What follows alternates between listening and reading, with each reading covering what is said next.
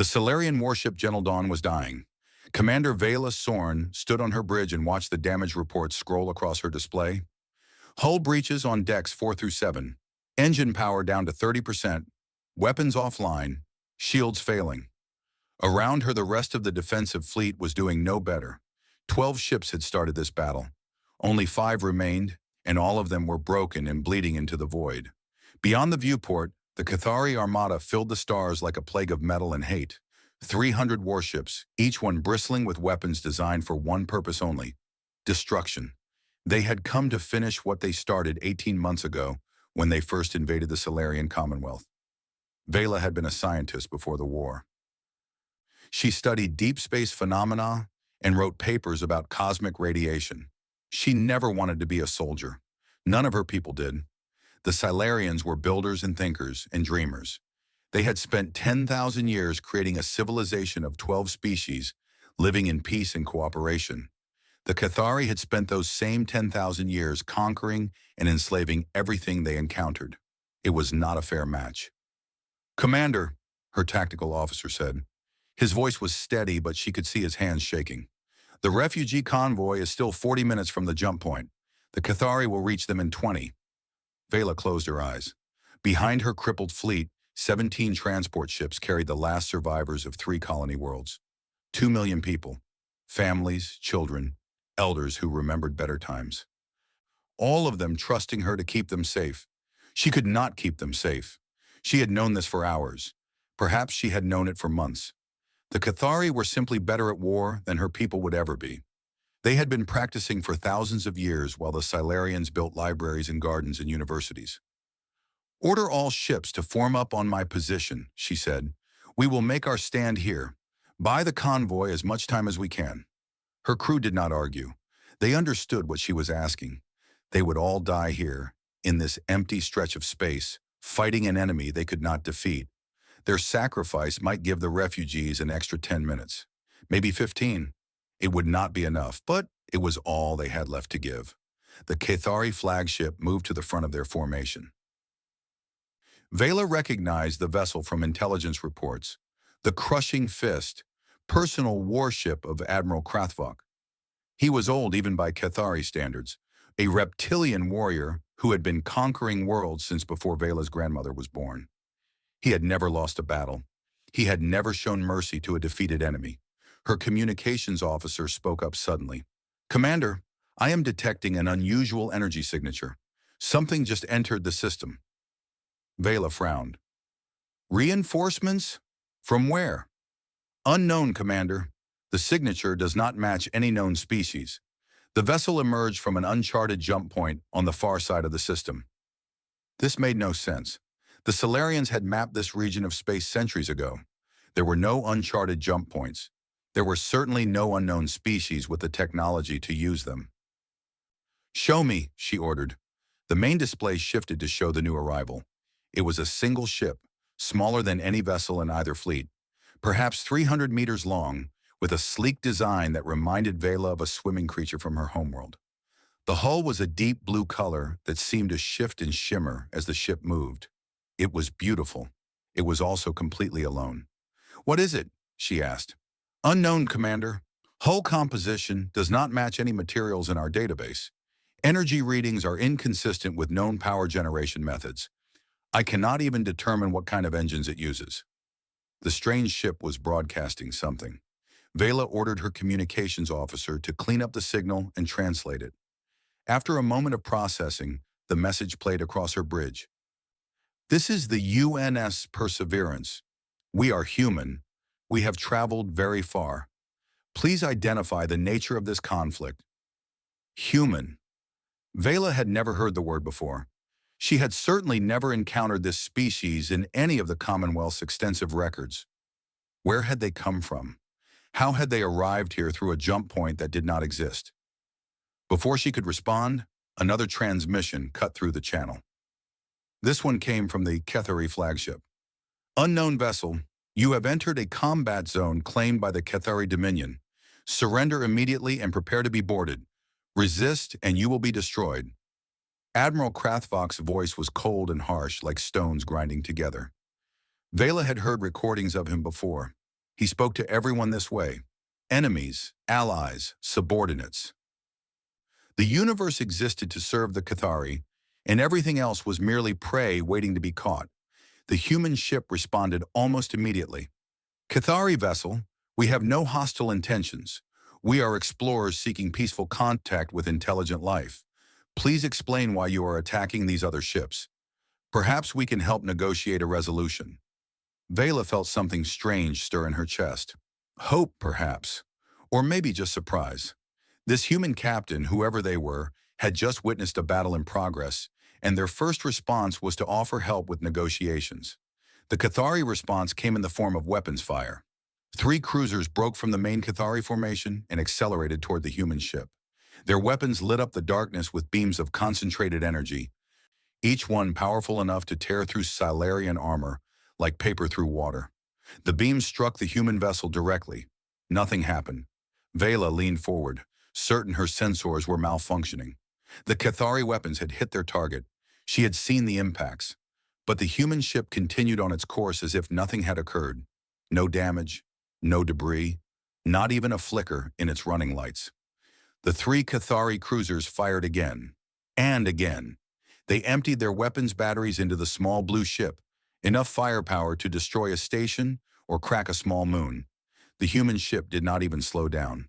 "Commander," her tactical officer whispered, "those weapons should have destroyed that vessel 100 times over. Their shields are not just strong, they are impossible." On the Cathari flagship, Admiral Krathvok was apparently reaching the same conclusion. His voice came across the communication channel again, and for the first time in all the recordings Vela had heard, there was something other than contempt in his tone. Confusion, perhaps. Maybe even the beginning of concern. "All ships concentrate fire on the unknown vessel. Destroy it." The entire Cathari fleet turned its attention to the human ship. 300 warships opened fire simultaneously, the space around the Perseverance filled with enough destructive energy to sterilize a planet. The small blue ship flew through it all without a scratch. "This is Captain Elena Vasquez of the UNS Perseverance," a new voice said over the communication channel. It was calm and clear, a woman's voice speaking with an accent Vela did not recognize. "I will ask one more time. Please cease fire and explain the nature of this conflict. We have no desire to harm anyone, but we will defend ourselves if necessary." Admiral Krathvok's response was immediate and vicious. "You cannot defend yourself against the Dominion, creature. Your shields will fall eventually. When they do, I will have your crew dissected alive so our scientists can learn how your species functions. Then I will find your homeworld and burn it to ash." Vela waited for the human captain to respond with anger or fear or threats of her own. That was how these things worked. The strong threatened the weak, and the weak either submitted or died fighting. But Captain Vasquez did not sound angry or afraid. She sounded sad.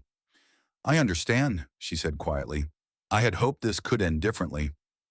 Something changed on the human ship. Vela's sensors detected a massive power surge, energy readings that went off every scale her instruments possessed. The small blue vessel began to glow with a light that seemed to come from somewhere deeper than its hull, somewhere beyond normal space. "Commander Okonkwo," Captain Vasquez said, her voice still calm and quiet, "you may defend us." Vela would remember what happened next for the rest of her life. She would tell the story to her children and her grandchildren and anyone else who would listen.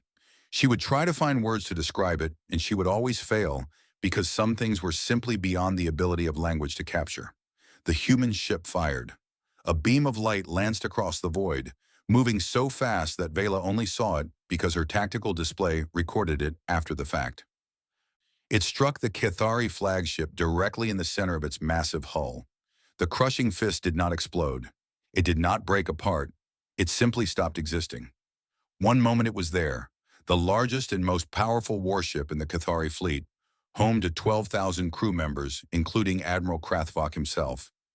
The next moment it was gone, as if it had never been there at all. The human ship fired again and again.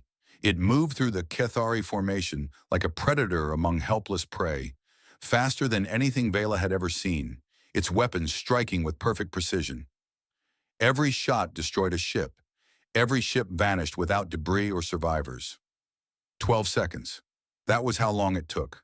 Vela knew because her tactical display recorded the exact duration. In 12 seconds, the human vessel destroyed 47 Cathari warships, including their flagship and every major combat vessel in the fleet. Then it stopped firing. Vela stared at her display, unable to process what she had just witnessed. The Cathari armada that had been about to destroy her fleet and slaughter 2 million refugees was now a scattered collection of support ships and troop transports. Everything that could fight was gone, and the human ship hung motionless in the center of the carnage, its blue hull still shimmering, its weapons silent. "This is Captain Vasquez," the calm voice said again. "I have demonstrated our capabilities. I have no wish to continue this destruction. Cathari vessels, you will withdraw from this system immediately and release all prisoners you have taken from the Silurian people. In exchange, I will allow your surviving ships to leave in peace." Vela finally found her voice. "Who are you?" she whispered into the communication channel. "What are you?" There was a pause before the human captain responded. When she spoke, her voice was gentle, almost kind. "We are humans, Commander. We came here looking for friends. I am sorry that we found a war instead." In the wreckage of the Cathari fleet, the surviving ships drifted in confusion and terror. They had come to this system as conquerors, certain of their victory, ready to add another species to their collection of slaves. Now they waited to learn if they would be allowed to live. And somewhere in the distance, 17 transport ships full of refugees continued their journey toward safety. No longer running from certain death, the humans had arrived. Everything was about to change. Captain Elena Vasquez stood at the center of her bridge and watched the chaos unfold on her tactical display. The Cathari survivors were scattering like frightened animals, their ships moving in random patterns as their commanders tried to understand what had just happened to them. She understood their confusion. 12 seconds ago, they had been the most powerful force in this region of space. Now they were survivors begging the universe for mercy. "Captain," Commander Okonkwo said from his station, "Cathari vessels are powering down their weapons. They appear to be complying with your demands?" Elena nodded but did not relax. She had studied enough history to know that desperate enemies sometimes made desperate choices. The Cathari had just lost their admiral and their entire combat fleet. Some of them might decide that death in battle was better than returning home with news of this defeat. "Keep shields at maximum," she ordered, "and continue monitoring their communications. I want to know if any of them are planning something stupid." The Perseverance was humanity's first true exploration vessel designed for travel between galaxies. Elena had commanded it for 7 years, leading a crew of 240 through regions of space that no human had ever seen. They had discovered wonders beyond imagination: dying stars and newborn nebulas, planets made of diamond and moons covered in liquid metal. Life forms so strange that the ship's biologists were still trying to classify them. They had also discovered dangers, spatial anomalies that could tear a ship apart, predatory species that saw any vessel as food, ancient weapons left behind by civilizations long dead, still active and still deadly. The Perseverance had survived all of it because humanity had learned the most important lesson the universe could teach: hope for peace, but prepare for war. The ship's weapons were not designed for conquest. They were designed for survival. Every system, every piece of technology aboard the Perseverance represented thousands of years of human development, from the first stone tools to the quantum processors that ran the ship's artificial intelligence. Humanity had nearly destroyed itself many times on the long road to the stars. Nuclear weapons, biological disasters, environmental collapse. Each crisis had taught them something new about power and responsibility. The Cathari had clearly never learned those lessons. "Captain, I am receiving a transmission from the Silurian fleet," Communications Officer Park announced. "Their commander is requesting to speak with you." Elena took a deep breath. This was the moment she had trained for, the reason humanity had sent ships like the Perseverance into the unknown. First contact with intelligent life, the chance to make friends instead of enemies. "Put her through." The main display shifted to show a Silurian officer. She was tall and slender, with pale blue skin and large dark eyes that reminded Elena of Earth's oceans. Her uniform was torn and stained with something that might have been blood. Behind her, Elena could see a bridge filled with damaged equipment and exhausted crew members. "I am Commander Vela Sorn of the Silarian Commonwealth," the alien said. Her voice was steady, but Elena could see her hands trembling. "On behalf of my people and the refugees we protect, I thank you for your intervention. You saved millions of lives today." Elena felt a familiar weight settle on her shoulders, the weight of power, the responsibility that came with being able to end lives or save them with a single decision. "I am Captain Elena Vasquez," she replied. "I am sorry we did not arrive sooner. I am sorry we could not prevent this war entirely." Commander Sorn's eyes widened slightly. "You apologize? You just destroyed the most powerful Cathari fleet ever assembled. You saved my people from extinction. Why would you apologize?" It was a fair question. Elena considered her answer carefully before speaking. "Because I took lives today, many lives. Those Cathari crews had families too. Children waiting for them to come home, parents who will never see them again. I do not regret defending the innocent, but I will not pretend that killing is something to celebrate." The Silarian commander stared at her for a long moment. Elena could not read her alien expression, but something in those dark eyes seemed to shift. Confusion, perhaps, or the beginning of understanding. "The Cathari would not think this way," Commander Sorn said slowly. "They celebrate every death they cause. They keep records of their kills like trophies." "I know. We monitored their communications during the battle. I heard what their admiral said about dissecting my crew and burning my homeworld." Elena kept her voice calm, though the memory of those words still made her chest tight with anger. "That is why we fought. Not because we wanted to, but because we had to. Because some evils cannot be ignored, and some people cannot be reasoned with." On the tactical display, Elena watched the remaining Cathari ships beginning to form up. They were moving toward the edge of the system, heading for the jump point that would take them back to their own territory. Most of them, anyway. A few were still drifting, their crews apparently unable to decide what to do. "Commander Okonkwo, status report on the Cathari fleet." Her tactical officer studied his display for a moment. 216 vessels remain, mostly transport ships and supply craft. I count only 34 ships with functional weapons, and none of them are larger than a frigate. They have no remaining combat capacity. "Any sign they are planning to attack the refugee convoy?" "Negative, Captain. They appear to be genuinely retreating." Elena allowed herself a small breath of relief. She had gambled that the Cathari would choose survival over revenge. It seemed she had gambled correctly. "Captain Vasquez," Commander Sorn said, her voice careful and measured, "I must ask you something. Your ship destroyed 47 warships in 12 seconds. You clearly have the power to destroy the rest of them as well.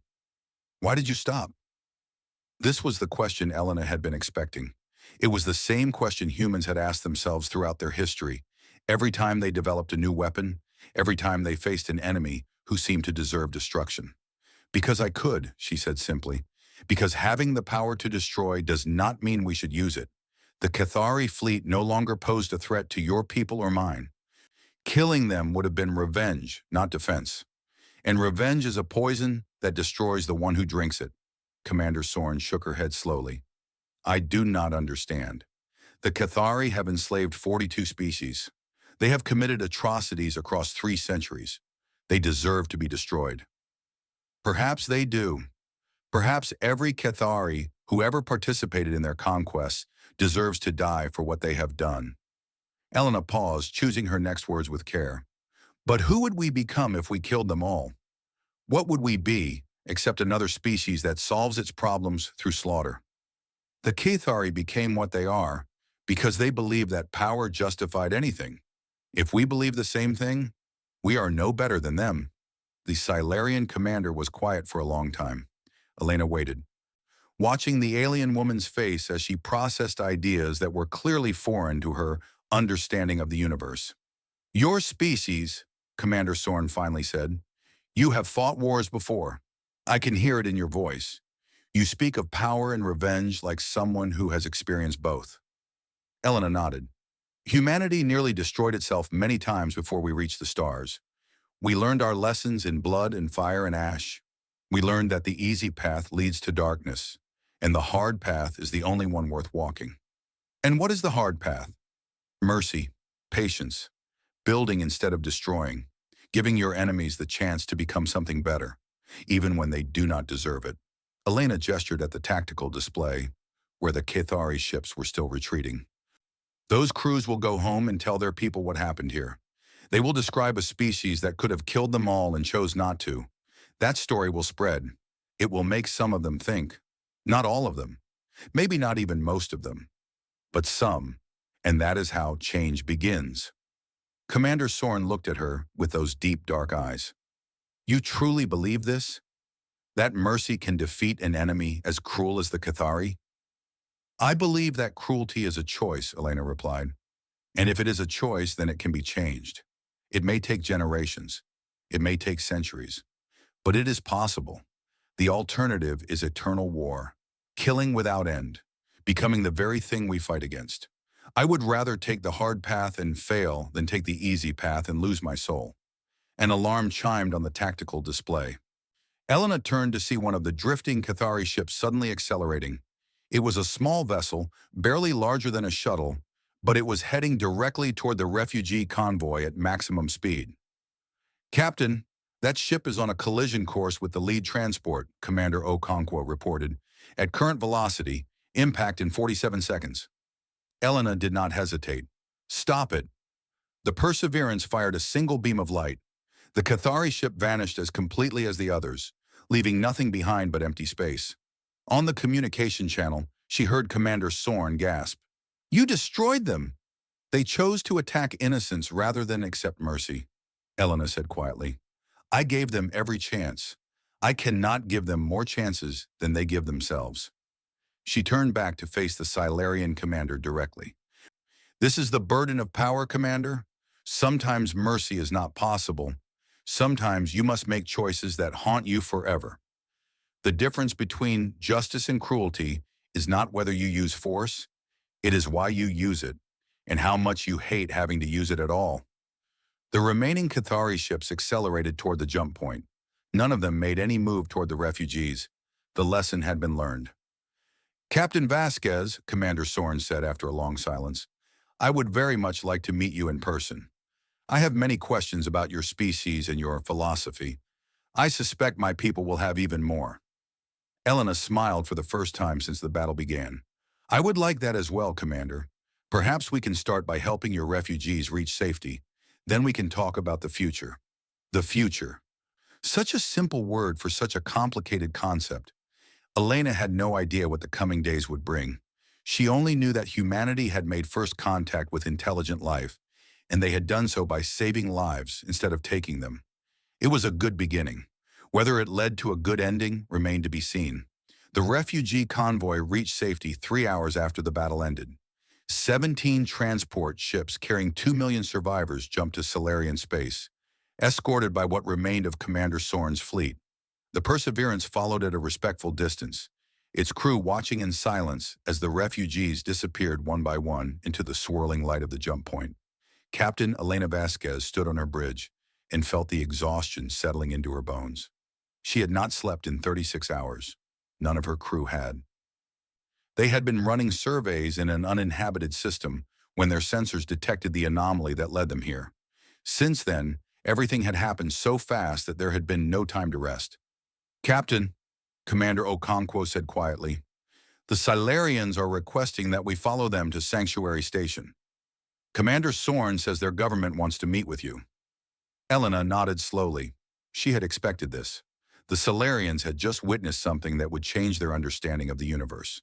They would have questions, many questions, and they would want answers before they could decide what to do about the strange new species that had appeared in their hour of greatest need. Set course for Sanctuary Station. Maintain defensive posture, but keep weapons offline unless we are threatened. The Perseverance slid through the jump point and emerged in a system filled with light. A massive star burned at the center, surrounded by rings of orbital platforms and stations that glittered like jewels against the darkness. Ships moved between them in carefully organized patterns, each one following paths that had been established centuries ago. Elena had seen impressive things in her years of exploration, But this took her breath away. The Solarian Commonwealth had clearly been building here for thousands of years. Every structure showed the marks of a civilization that valued beauty as much as function. Graceful curves and flowing lines dominated the architecture, as if the entire system had been designed by artists rather than engineers. Detecting significant military presence, Commander Okonkwo reported. Multiple battle stations in high orbit.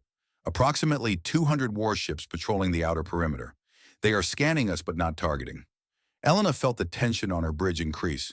Her crew was trained for situations like this, but training could only prepare you so much. They were alone in an alien system, surrounded by forces that could easily overwhelm them through sheer numbers if they chose to attack. Of course, they had seen what happened to the last fleet that chose to attack the Perseverance. Perhaps that would make them cautious. "We are being hailed by Sanctuary Station," Communications Officer Park announced. "They are transmitting docking coordinates." The station was enormous, larger than any single structure Elena had ever seen. It hung in orbit around a blue-green world that reminded her painfully of Earth, a beautiful planet covered in oceans and forests and the unmistakable signs of advanced civilization. Cities glowed on the night side like constellations of earthbound stars. The Perseverance followed the transmitted coordinates to a docking bay near the top of the station. As they approached, Elena could see Silarians gathering at the observation windows, watching the strange blue ship slide into their home. She wondered what they were thinking. Fear, curiosity, hope, probably all three. "Docking complete," the helm officer reported. "All systems secure." Elena took a deep breath and straightened her uniform. "Commander Okonkwo, you have the bridge. I am going to meet our hosts." The airlock opened onto a wide corridor filled with soft light and the gentle sound of flowing water. A delegation of Solarians waited for her, led by Commander Sorn. Behind her stood officials in elaborate robes and military officers in uniforms covered with medals and decorations. Elena stepped forward alone. Her crew had offered to accompany her, but she had refused. This moment needed to be about trust, not intimidation. One human meeting, one alien. The beginning of something new. "Captain Vasquez," Commander Sorn said formally, "on behalf of the Solarian Commonwealth, I welcome you to Sanctuary Station. Please allow me to introduce High Counselor Marin Vas, leader of our government." The High Counselor was old, her pale blue skin marked with the lines of age and her dark eyes carrying the weight of responsibility. She studied Elena for a long moment before speaking. "Captain Vasquez, your intervention saved millions of my people today. The Commonwealth is in your debt." Elena shook her head. "There is no debt, High Counselor. We did what any civilized species would do when confronted with slaughter." "That is where you are wrong," the High Counselor replied. "In our experience, no species has ever intervened to help others without expecting something in return. The galaxy is a cruel place, Captain. Power is used to dominate, not to protect. What you did today is unprecedented." They walked together through the station, and Elena found herself surrounded by wonders.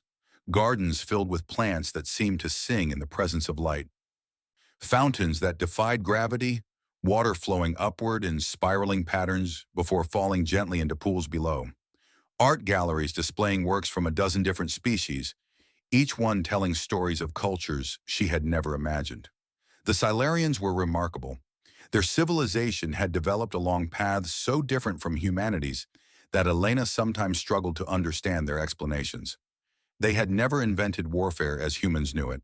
Their species had evolved on a world without predators, and competition had expressed itself through artistic achievement and intellectual accomplishment rather than violence. When they encountered other species, they had invited them into their commonwealth through offers of knowledge and cooperation. It had worked beautifully for thousands of years. Then the Cathari came. "We did not understand them at first," High Counselor Voss explained, as they sat in a conference room overlooking the planet below. "They seemed primitive by our standards. Aggressive and territorial, yes, but we thought we could teach them a better way. We offered them membership in the Commonwealth. We shared our technology and our culture." "What happened?" Elena asked, though she already suspected the answer. "They used our gifts to make weapons. Better ships, more powerful tools of destruction. They had been conquering their neighbors for centuries, but our technology allowed them to expand faster and farther than ever before. By the time we realized our mistake, they had enslaved a dozen species and begun attacking our outer colonies. The High Counselor's voice was heavy with grief. We have been fighting them for 18 months, losing, mostly. Our people are not warriors, Captain. We build and create and nurture. The Cathari destroy. They are simply better at it than we are. Elena listened without interrupting. This story was familiar to her, though the details were different. Humanity had encountered species like the Cathari before, in simulation and in theory, if not in practice. Predators who saw the universe as something to be consumed rather than shared. They existed in every corner of existence, it seemed. The darkness that balanced the light. "May I ask you something personal?" the High Counselor said. "Of course. When you destroyed those Cathari ships, what did you feel?" Elena considered the question carefully. "Sadness," she finally said, "and anger. Sadness that it was necessary. Anger that they gave me no choice. The Cathari crews I killed today had families and dreams and futures. I ended all of that in 12 seconds. That is not something I will ever forget." The High Counselor leaned forward. "But you would do it again? If the alternative was allowing them to slaughter innocent people? Yes, I would do it again. I would hate it, but I would do it." Elena met the alien leader's eyes directly. "This is the curse of power, High Counselor. The ability to protect also means the ability to destroy. The choice of when to use force and when to stay our hand is the most important choice any civilization ever makes. And humanity has made this choice before. Many times. We nearly destroyed ourselves learning these lessons. Nuclear weapons, biological warfare, tools capable of ending our entire species, developed because we were afraid of each other." Elena paused, remembering histories that still haunted human consciousness. "We survived because enough people chose mercy over revenge. Enough people remembered that our enemies were also people, capable of change, worthy of second chances." The High Counselor was quiet for a long time. Outside the window, the planet turned slowly beneath them, blue and green and beautiful. "The Cathari have never shown us mercy," she finally said. "They torture prisoners for entertainment. They breed enslaved species for labor and dispose of them when they become inconvenient. They have done things to captured Silurians that I cannot describe without feeling sick." "I know," Elena said softly. "We monitored their communications during the battle. We heard their plans for my crew and my world. And yet you let the survivors go." "Yes. Why?" Elena stood and walked to the window. The stars stretched out before her, endless and full of possibility. Somewhere out there, the Cathari fleet was limping home with news of its defeat. Somewhere out there, Cathari leaders were learning that there was a species in the galaxy that could destroy them utterly and had chosen not to. "Because killing them all would not have brought back a single victim," she said. "Because vengeance is a fire that consumes everything it touches. Because I have to believe that even the Cathari are capable of becoming something better, given enough time and enough reason." She turned back to face the High Counselor. "And because if I am wrong, if the Cathari truly cannot change, then I have lost nothing by trying. But if I am right, if mercy can plant seeds of transformation even in the darkest hearts, then I have gained everything." The High Counselor rose from her seat. "Captain Vasquez, I have led my people for 40 years. I have negotiated treaties and managed crises and guided the Commonwealth through challenges that would have broken lesser civilizations. I thought I understood wisdom." She extended her hand in a gesture that Elena recognized as a sign of deep respect among Solarians. "Today you have shown me that I still have much to learn. Whatever your species needs, whatever help we can provide, the Commonwealth will give it freely. This I promise you." Elena took her hand gently. "All we need is friendship, High Counselor. All we have ever wanted is to find others who believe that the universe can be better than it is." In the corridor outside, Commander Sorn stood waiting. She had been listening through the open door, her dark eyes glistening with something that might have been tears. "Captain," she said quietly, "when you spoke of mercy and second chances, did you truly mean it? Even for the Cathari?" Elena nodded. Even for them. I do not know if I can forgive them for what they have done. I have seen too much death, too much suffering. Forgiveness is not the same as trust, Elena replied. You do not have to trust the Cathari. You do not have to pretend that what they did was acceptable. But holding on to hatred is like drinking poison and expecting your enemy to die. Eventually, it destroys you from within. Commander Sorn looked at her with those deep alien eyes. Your species has strange wisdom, Captain Vasquez. Elena smiled sadly. We learned it through 10,000 years of mistakes. I would not wish our lessons on anyone. As she walked back toward her ship, Elena wondered what the future would bring. The Cathari had been defeated today, but they were not destroyed. They would recover. They would plan. They would come again. When they did, humanity would be waiting. And perhaps, just perhaps, the next battle would end differently. The Cathari homeworld was a harsh place. Volcanic mountains rose from seas of acid, their peaks constantly belching smoke into a sky the color of dried blood. The dominant species had evolved in this environment, and it had shaped everything about them. They were survivors above all else, cold-blooded predators who had clawed their way to the top of their world's food chain through relentless aggression. Imperator Krathmar sat on his throne and listened to the survivors of the fleet describe their defeat. Each word struck him like a physical blow. The crushing fist destroyed in an instant. Admiral Krathvok erased from existence along with 46 other warships. The greatest military force the Dominion had ever assembled, broken in 12 seconds by a single vessel. Show me, he commanded. The recording played on the screen before him.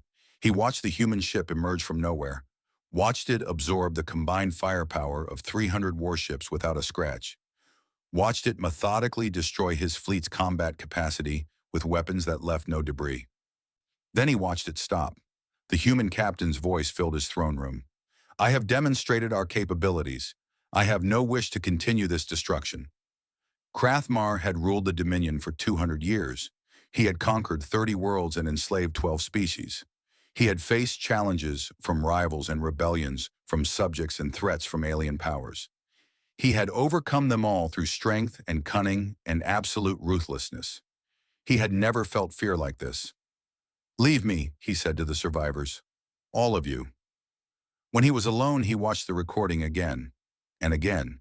He studied the human ship's movements, analyzed its weapons, examined every piece of data his forces had collected before their annihilation. The conclusion was inescapable. The Cathari could not fight these humans. Not now. Perhaps not ever. Their technology was so far beyond the Dominion's capabilities that Krathmar could not even understand how it worked. It was like a primitive creature trying to comprehend fire. But what truly terrified him was not the human weapons. It was their restraint. The human captain could have destroyed the entire fleet. She had proven that beyond any doubt. Instead, she had stopped after eliminating the combat vessels. She had demanded withdrawal rather than surrender. She had offered terms instead of annihilation. Why? Krathmar had spent his entire life in a universe where power was used to dominate. The strong crushed the weak. The victorious enslaved the defeated. That was simply how things worked. The humans had violated every rule he understood, and he could not comprehend their motivation. A chime announced a visitor. Krathmar straightened on his throne and composed his expression into something resembling dignity. Enter! His chief advisor, Vethkon, slithered into the room. She was old and cunning, the only member of his court he truly trusted. She had served 3 imperators before him and survived the transition each time, which spoke to her intelligence. I have analyzed the recordings, she said without preamble. The humans are not from any region of space we have explored. Their jump point signature does not match any known technology. They may be from another galaxy entirely. How is that possible? I do not know. But if they have the technology to travel between galaxies, destroying a fleet would be trivial for them. The question is not whether they can defeat us. The question is what they want. Krathmar nodded slowly. The captain spoke of peaceful contact. She said her species came here looking for friends. Vethkin's eyes narrowed. Do you believe her? I do not know what to believe. In my experience, no one offers mercy without expecting something in return. Perhaps they are playing a longer game, weakening our military so they can conquer us at their leisure. If they wanted to conquer us, they would have destroyed the entire fleet and attacked our homeworld. They clearly have the capability. Why hold back? Fethkin was silent for a long moment. There is another possibility, Imperator. One that I hesitate to suggest because it contradicts everything we have always believed. Speak. What if the humans genuinely value peace? What if their mercy was not a strategy, but an expression of their true nature? Krathmar felt something cold crawl through his chest. That is impossible. No species achieves technological superiority without the will to dominate. Power exists to be used. Does it? Vethkan moved closer to the throne. Imperator, I have served the Dominion for 3 centuries. I have watched us conquer and enslave and destroy. And I have wondered sometimes where it all leads. We have 42 species under our control. We extract their labor and their resources and their lives. But are we stronger for it? Are we better? We are survivors. We are alone. Vethkan's voice was quiet but intense. Every species we encounter either becomes our slave or our enemy. We have no allies, no friends. No one who would help us if we faced a threat we could not defeat alone. She gestured at the recording still frozen on the screen. Today we faced exactly that threat. And do you know what saved us? Human mercy. The only reason our surviving ships made it home is because an alien captain chose to let them live. Krathmar stared at her. In 200 years of rule, no one had ever spoken to him like this. He should have her executed for insolence. He should make an example of her weakness. Instead, he found himself listening. What would you have me do? He asked. I would have you consider the impossible, Imperator. I would have you imagine a universe where strength is measured not by how many you can destroy, but by how many you choose to spare. I would have you ask yourself whether the Cathari truly want to spend eternity fighting enemies we cannot defeat. The days that followed were strange ones for the Dominion. News of the defeat spread despite Krathmar's attempts to control it. Soldiers talked. Survivors told their stories. Recordings leaked from the data archives and found their way into the hands of ordinary citizens. The reaction was not what Krathmar expected. He had anticipated rage, demands for revenge, calls to build a larger fleet and attack the humans with overwhelming force. Some of that occurred to him, of course. The war faction in his council screamed for blood and conquest, as they always did. But there were other voices too, quieter ones, thoughtful ones, citizens who looked at the recordings and saw something they had never seen before. An enemy who could have destroyed them completely and chose not to. One message in particular caught Krathmar's attention.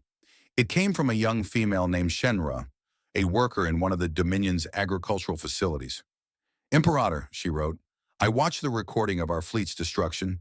I expected to feel hatred for the humans. Instead, I felt something strange. I think it was shame.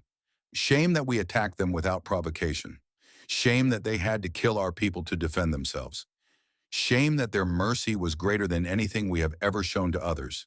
She continued, I have tended the crops on Harvest World 7 for 30 years. I have fed our armies and our slaves and our citizens. I have never questioned whether what we do is right. But watching the humans spare our survivors made me wonder, for the first time, what we might become if we chose a different path. Krathmar read the message 5 times. Each time it disturbed him more.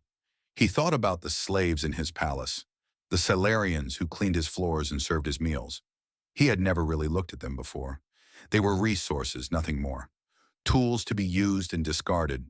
But the humans had fought to protect them, had killed Cathari to save Salarian lives, had declared that those lives had value worth defending. What did the humans see that he did not? On the 7th day after the defeat, Krathmar made a decision. He composed a message and transmitted it to the Silarian Commonwealth, knowing it would eventually reach the humans. To Captain Elena Vasquez of the UNS Perseverance, I am Imperator Krathmar of the Cathari Dominion. I wish to speak with you. I do not come seeking revenge or demanding surrender. I come seeking understanding. You have shown my people something we have never seen before. I wish to learn what it means. He sent the message before he could change his mind. Then he waited. His council was outraged. The war faction demanded his removal. Generals threatened rebellion. Governors spoke of civil war if the Imperator showed weakness to alien powers. Krathmar ignored them all. For 200 years, he had ruled through fear and force. He had crushed opposition and silenced dissent, and maintained control through the simple expedient of being more dangerous than anyone else. But the humans were more dangerous than him, far more dangerous. And they had shown him something that fear and force could never achieve. They had shown him choice. He did not know if the human captain would respond to his message. He did not know if peace was possible after centuries of conquest and cruelty. He did not know if the Cathari could change, or if they even should. But for the first time in his long life, he was willing to ask the questions. And somewhere, far across the stars, Captain Elena Vasquez received his words and began to compose her response. The meeting took place in neutral space, at a location far from either the Silurian Commonwealth or the Cathari Dominion. Captain Elena Vasquez chose the coordinates herself, a quiet corner of the void where nothing existed except stars and silence. The Perseverance hung motionless against the darkness. Nearby, a Cathari transport ship waited with its weapons powered down and its shields at minimum. It was a gesture of vulnerability that Imperator Krathmar had insisted upon, though his advisors had called him insane for suggesting it. Elena stood in the airlock as the two ships connected. She had spent the past 3 days preparing for this moment, reviewing everything humanity knew about the Cathari, consulting with her crew, speaking with Commander Sorn and High Counselor Vass about what to expect. None of it had prepared her for the reality of standing face to face with the ruler of a species that had enslaved millions. Krathmar was old. She could see that immediately. His scales were faded and scarred, marked by centuries of conflict and survival. His eyes were cold and ancient, the eyes of a predator who had seen everything the universe could offer and found most of it wanting. But there was something else in those eyes now, something that looked almost like uncertainty. "Captain Vasquez," he said. His voice was deep and rough, like stones dragging across metal. "I have come as I said I would, alone and unarmed." Imperator Krathmar. Elena stepped forward and extended her hand in the human gesture of greeting. "Thank you for accepting my invitation." He stared at her hand for a moment, clearly uncertain what she expected. Elena smiled slightly and lowered her arm. Different species, different customs. They would have to learn each other's ways. "You received my message," and he said. "I asked to speak with you about understanding.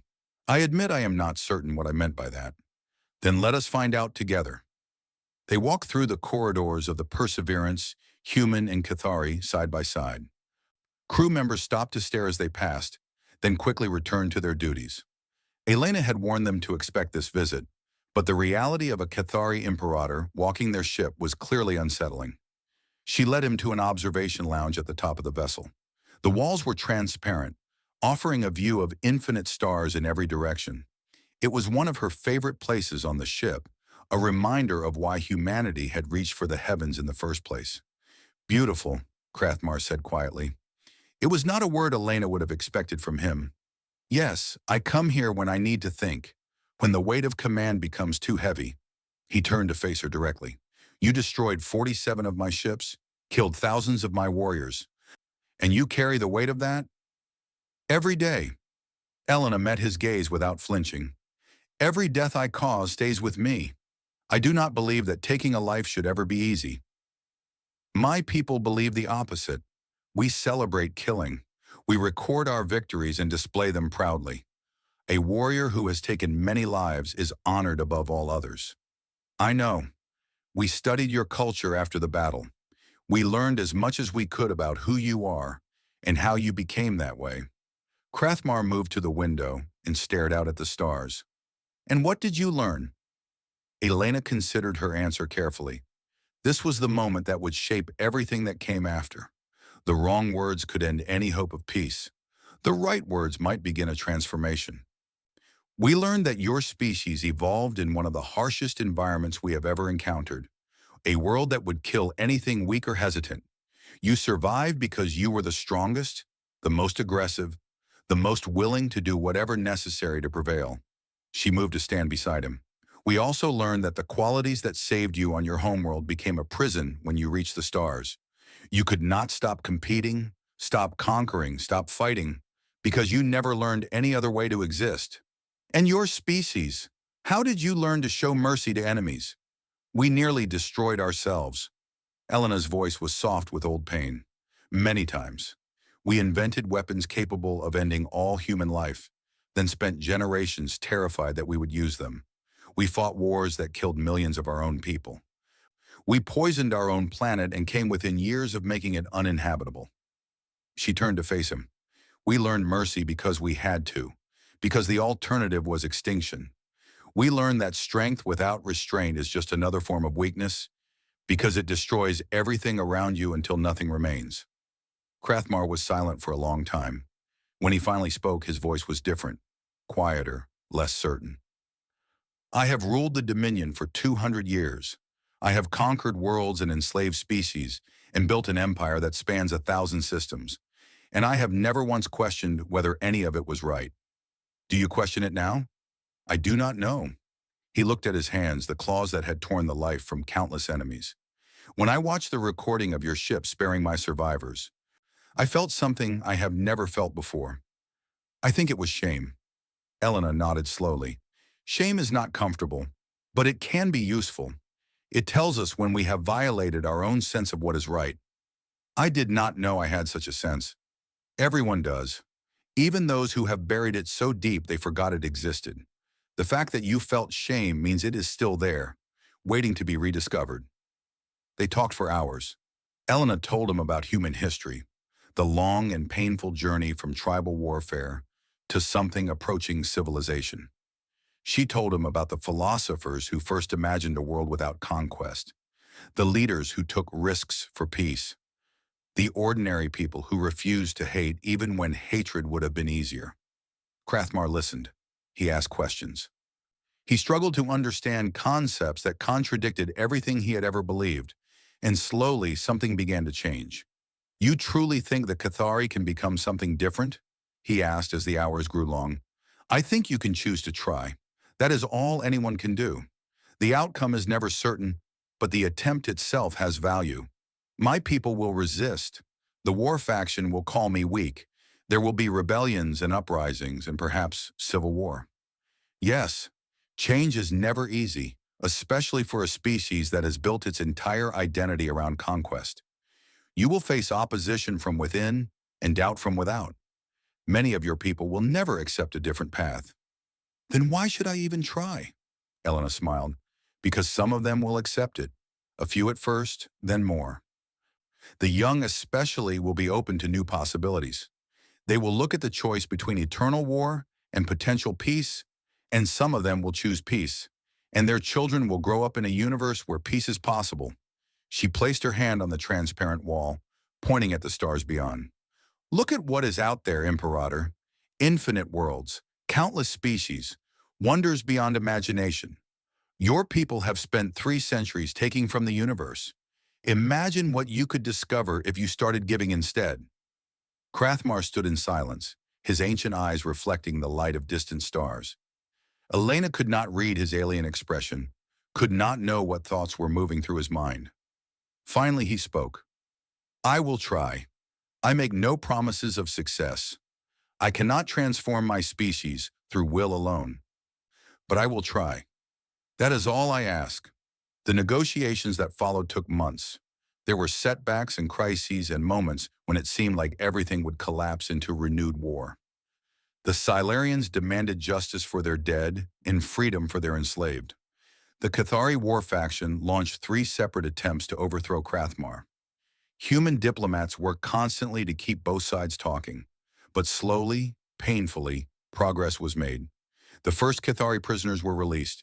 The first Silurian colonies were returned to their people. The first treaties were signed, fragile agreements that could collapse at any moment, but represented something unprecedented in the history of this region of space. On the day the final accords were completed, Elena stood on the observation deck of Sanctuary Station and looked out at a galaxy transformed. The Perseverance floated nearby, its mission accomplished, preparing to continue its journey into the unknown. Commander Sorn joined her at the window. You are leaving. Yes, there is more to explore, more species to meet, more chances to build bridges. Will you ever return? Elena smiled. Perhaps, in a few decades, when we have seen what else the universe has to offer. I would like to see what the Kethari have become by then. Sorn was quiet for a moment. You changed everything, you know. Not just the war. Everything. The way we think about power and mercy and what is possible. You showed us a universe we never imagined. I showed you what humans learned through 10,000 years of suffering. I hope your species can find an easier path. The Perseverance departed the next morning, sliding through the jump point and vanishing into the vast unknown. Elena stood on her bridge and watched the stars stretch into lines of light around her. Behind her, a galaxy struggled toward peace. It would take generations to heal the wounds of centuries of war. There would be failures and reversals, and dark moments when it seemed like all their work had been for nothing. But it had begun. A single act of mercy had planted a seed, and that seed had grown into something unprecedented. Somewhere in the darkness, the Cathari were learning to build instead of destroy.